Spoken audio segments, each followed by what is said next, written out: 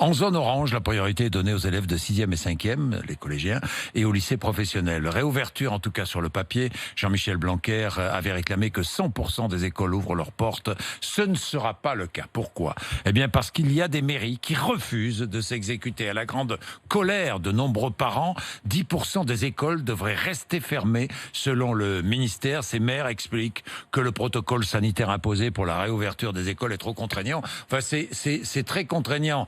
Dans 90% des cas, les maires se débrouillent, mais dans 10%, les maires sont incapables d'assurer la reprise scolaire. Ils craignent d'être tenus pour responsables en cas de contamination. Écoutez le reportage de Lionel Top et Nicolas Repère pour RMC.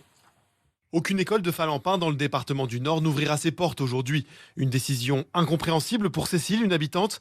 Elle s'inquiète pour son fils en CE2. Je trouve qu'il est en cruel manque de lien social et ça commence à lui peser. On trouve que ça fait bien longtemps que ça dure quelque part. Le maire de la commune, Thierry Lazaro, assure qu'il lui est impossible d'accueillir les élèves dans de bonnes conditions.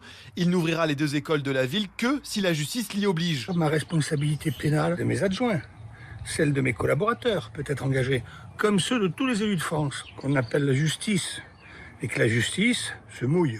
Je veux simplement que chacun prenne ses responsabilités. À Rognac, dans les Bouches-du-Rhône, les écoles seront elles aussi fermées jusqu'en septembre. Mais le maire Stéphane Le Rudulier propose aux parents une alternative. Le centre de loisirs de la commune accueillera les élèves car les contraintes sanitaires sont beaucoup moins strictes. Le protocole sanitaire de jeunesse et sport est totalement différent de celui de l'éducation nationale. Il est beaucoup plus pragmatique.